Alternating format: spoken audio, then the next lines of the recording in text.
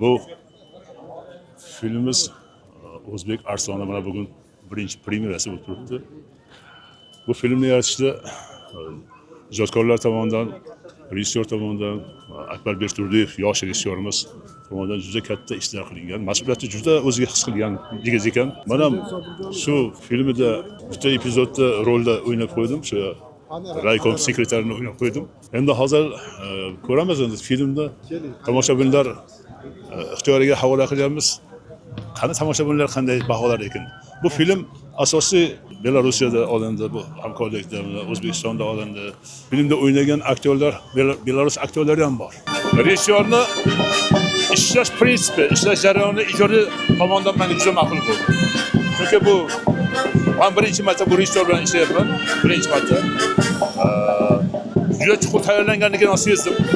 Bu tayyorlangan har bir detallarga, har bir holatlarga, kostyum, dekoratsiyalarga, naturada juda ustamonlik bilan yondashganini men o'z ko'zim bilan ko'rdim. Va ochiqchana aytaman, yoshlarga faxrlandim, yoshlar ishlashimda g'ururlandim. Va har bitta rejissyorga aktyorni o'zi bilan bir prinsip bo'ladi aktyorlar. Ya'ni o'zini bir erkaligi bo'ladi yoki men ishlab qo'yganman degan holatlar bo'lishi mumkin. Men bu yigitga tan berib, butunlay o'zimni shunday qo'ydi. Misoli plastilin, yumshoq plastilinga o'xshab tayyorlab berdimda va aytgan jarayonlarni hammasini birgalikda mana shu tomoshabinga yetkazib berishga harakat qildik. Endi hozir mana tomoshabinlar kelishyapti. Premyerani boshlash arafasida turibmiz, joy turibmiz, boshlanishda. Biz endi hozir ko'rib, men hozir bir narsa deya olmayman, chunki o'zim o'ynaganman bu filmda. Filmni ko'rgandan keyin tomoshabinlarni fikri bizni qiziqtiradi. Tomoshabinlar bilan muloqotlar qiziqtiradi. Ana tomoshabinlarning bahosini ko'raylik qanday. Lekin bu voqea bo'lib o'tgan voqea, tarixiy voqea. Bu O'zbek Arsloni butun fashist hattoki Gitler ham buni eshitib qotib qolgan joylari bo'lganda, shunchalik taktika, strategiyaga o'zbek o'g'loni shunaqa ega bo'lganki, fashistlar, nemislar desak bu bunaqa bo'ladi. Fashistlar qochgan joy topolmagan buni ovozini eshitgandan keyin. Shuning uchun men o'ylayman, hozir filmni ko'rganimizdan keyin mana o'zimda asosiy bir prinsip borki, o'zim o'ynagan filmda intervyu bera olmayman. Mana avval ko'raylik. Nima qilaylik aka? Hozir mana musiqani shovqini, assalomu alaykum, yaxshimisiz? Ko'rishda turibmiz-da. O'zi umuman o'zbek kinosi haqida, odamlarning munosabati haqida ko'rsatuvlarni tayyorlash rejalashtiryapman-da. Sizga o'xshagan mana xalq sevgan aktyorlar, kinoijodkorlarning fikrini namoyon qilish kerak. Chunki odamlar oddiygina serial bilan, vayn bilan kinoni farqi bormayapti. O'sha hozir gapirganingizdek dutor, tor masalalarda ham kinoshunosdan ayblashyapti. Shuning uchun shunga o'xshagan dolzarb mavzularda o'tirib, agentlikdami yoki kinoijodkorlar saroyidami o'tirib bir yaxshi suhbat qilsak, nima deysiz? Men fikrim shundan iboratki, yomon bo'lmaydi, yaxshi bo'ladi. Lekin biz shunday bir demokratik davlatda o'zimizni islohotlarimizni olib bo'layotgan bir paytda o'zimizni ijodimiz bilan o'sha demokratik davlatda o'zimizni ham bir hissamizni qo'shayotganimiz paytida biz hammasini ham qo'yib berishimiz kerak o'zining yo'lida. Chunki biz uni hal qilmaymiz. U vaynmi, boshqasimi? Vaynlarning ichida yaxshilar ham yo'q emas, bor.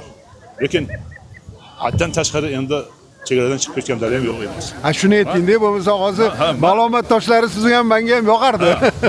Mana maqsadim. Filmni ko'rib, tomoshabinning saviyasi qanchalik yuksak bo'lsa, yuqori bo'lsa. Endi uni saviya har narsaga bog'liq-da.